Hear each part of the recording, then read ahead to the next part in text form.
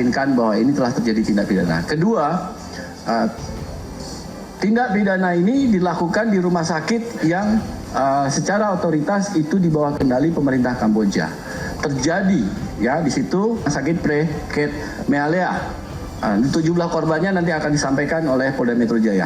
Terjadi eksekusi transaksi ginjal itu di rumah sakit pemerintah. Dan ini menjadi catatan sehingga kami harus berkomunikasi dengan otoritas yang lebih tinggi. Bahkan kami komunikasi ketat dengan kepolisian Kamboja. Alhamdulillah kasus ini bisa terungkap.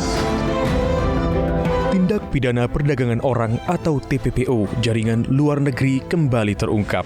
Kali ini modusnya jual beli organ ginjal. Tidak tanggung-tanggung, korbannya mencapai 122 orang.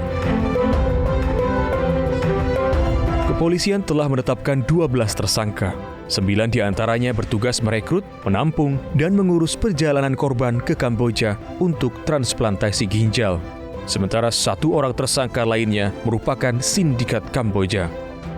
Diduga, oknum kepolisian dan imigrasi terlibat untuk memuluskan praktik ilegal ini.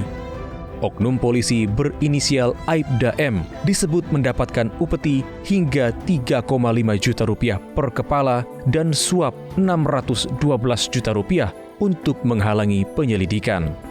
Sindikat yang bermarkas di Kabupaten Bekasi ini bekerja dengan mengiming-imingi korban sejumlah uang. 1 organ ginjal dihargai 200 juta rupiah dengan pembagian 135 juta untuk korban dan 65 juta sisanya untuk pelaku. Tak bisa dipungkiri, tingginya kemiskinan dan rendahnya lapangan pekerjaan menjadi salah satu faktor praktik ini. Pemerintah harus bergerak cepat menyelesaikan permasalahan ini ke akarnya. Sindikat harus disikat, masyarakat harus sejahtera dan berdaya. Ini peristiwa yang sungguh mengerikan dan patut menjadi perhatian yang cepat ya, dan langkah-langkah yang tepat. Saya minta Pak Kapolri dan juga jajaran Kapolri untuk segera mengambil langkah cepat sekaligus men-follow up agar sindikasi ini tidak sistemik ya, menjadi penanganan yang mengakibatkan tidak muncul lagi di hari-hari yang akan datang. Tentu saja akar masalahnya harus dituntaskan. Kalau ada aparat yang terlibat, pihak-pihak yang menjadi backing dari pelaksanaan sindikasi ini, terutama sindikasi yang sangat mengerikan ginjal ini, harus segera dituntaskan, diatasi sampai ke akarnya. Bertahun-tahun praktik ini berjalan mulus. Sindikat merekrut para calon korban melalui media sosial. Setelah berhasil, oknum imigrasi telah siap memuluskan pengurusan administrasi. Sesampainya di Kamboja, para korban akan dijemput dan didampingi untuk melakukan transplantasi di Rumah Sakit Pre-Ket Mealea yang dikelola pemerintah Kamboja.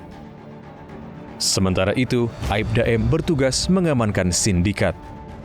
Dari praktik ilegal ini, pelaku dapat meraup omset hingga 24 miliar rupiah. Keterlibatan anggota Polri dalam memuluskan sindikat tentu mencoreng institusi kepolisian.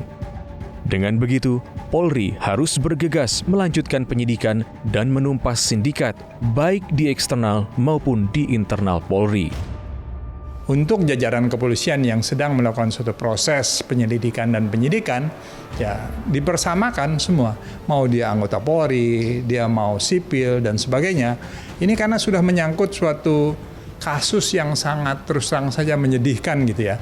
Bahwa kemiskinan atau orang yang tidak memiliki kemampuan dimanfaatkan untuk bisa salah satu organ tubuhnya dijual karena kesulitan tersebut.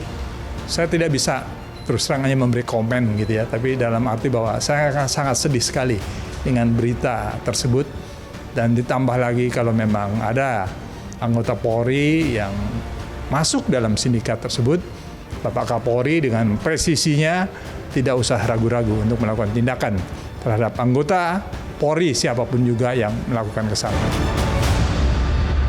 Tim Liputan TVR Parlemen melaporkan.